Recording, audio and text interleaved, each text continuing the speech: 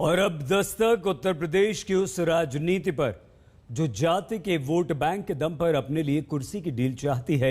ऐसी राजनीति जिसमें एक जाति के वोट इकट्ठा किए जाते हैं और फिर अपने बेटे के लिए, अपने परिवार के लिए और खुद अपने लिए सत्ता की मलाई का इंतजाम किया जाता है।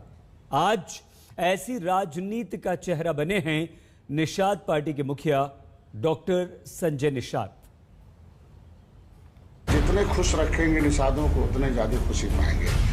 18% वोट तो मछुआरों का है, तो अक्सर नियमतः तो मछुआरे के बेटे के चेहरे पर चुनाव लड़ना चाहिए कि 18% वोट इकट्ठा आ जाएगा।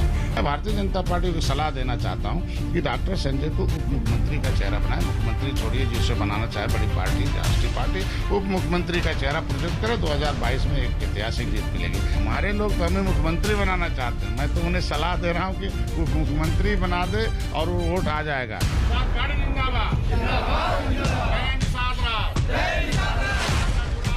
उत्तर प्रदेश में जब 1 साल से भी कम वक्त विधानसभा चुनाव का बचा है, तब निषाद पार्टी बनाने से पहले होम्योपैथिक क्लिनिक चलाने वाले डॉक्टर संजय निषाद अब निषादों के वोट बैंक के दम पर उत्तर प्रदेश में खुद को डिप्टी सीएम पद का चेहरा घोषित करने की सलाह बीजेपी को देते हैं।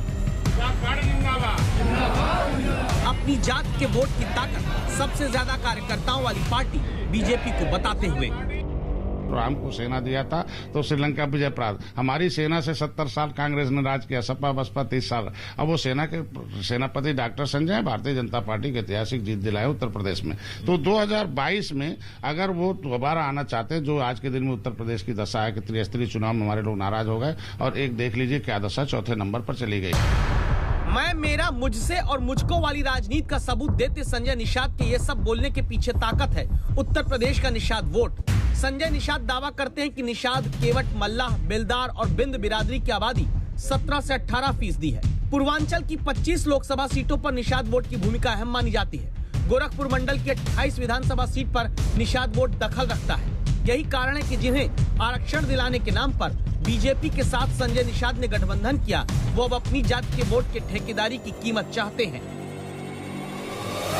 बीजेपी से ही कहूँगा कि 70 साल से सब बिरादरी के मुख्यमंत्री लगभग जिनके ज्यादा वोट हो गए हैं, ब्राह्मण, ठाकुर, कुर्मी, जो है व्यवसायी के, सारी बिरादरियों के जिनके पास वोट बैंक है, लगभग दलित हो गए, यादव हो गए।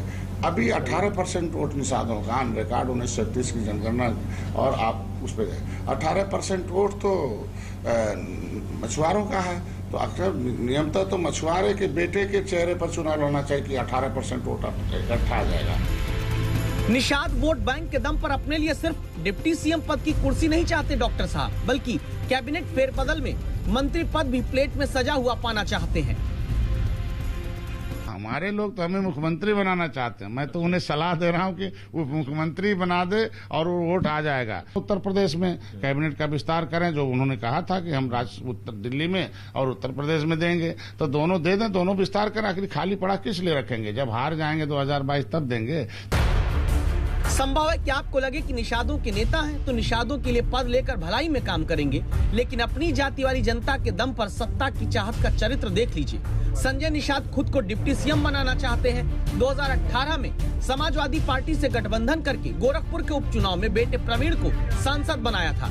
उसके 1 साल बाद बीजेपी के साथ मिल गए और बेटे प्रवीण को ही सांसद बनवाया। संजय निषाद राजनीति निषादों की वोट की करते हैं, लेकिन जब सांसद पद का उम्मीदवार देना था तो 2018 और 2019 दोनों साल अपने बेटे प्रवीण को चुना, जो पहले इंजीनियरिंग की डिग्री लेकर नौकरी करते थे। यानी मैं, मेरा, मुझको या मेरे बेटे को सब कुछ चाहिए निषाद वोटों के दम पर, वरना तुम नहीं तो कोई और सही।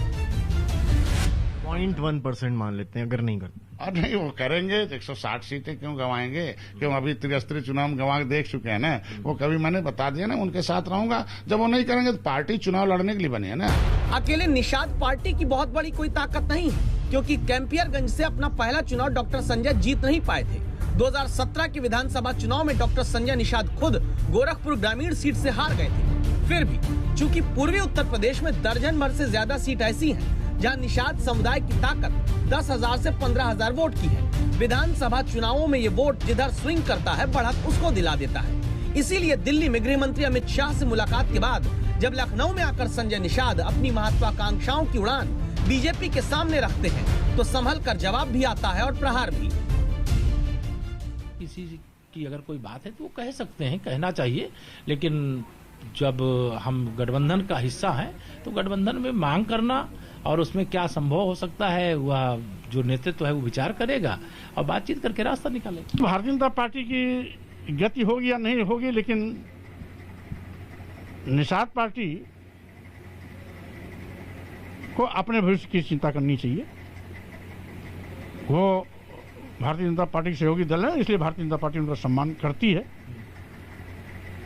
लेकिन जब भारतीय जनता पार्टी नहीं रहेगी तो निषाद पार्टी कहाँ रहेगी, इसलिए उनका वजूद भी भारतीय जनता पार्टी पर ही निर्भर है। जाति के दम पर होने वाली राजनीति में बड़े खिलाड़ी सत्ता हासिल करते हैं। छोटे खिलाड़ी संजय निषाद की तरह बेटे को सांसद बनाकर अपने लिए डिप्टी सीएम की कुर्सी देखते हैं। सेनापति को सत्ता मिलती है और वोट देने वाली जनता रूपी सेना अपनी बारी का इंतजार करती रह जाती है। शिवेंद्र श्रीवास्तव के साथ समर्थ श्रीवास्तव, लखनऊ आज तक। कोरोना का संक्रमण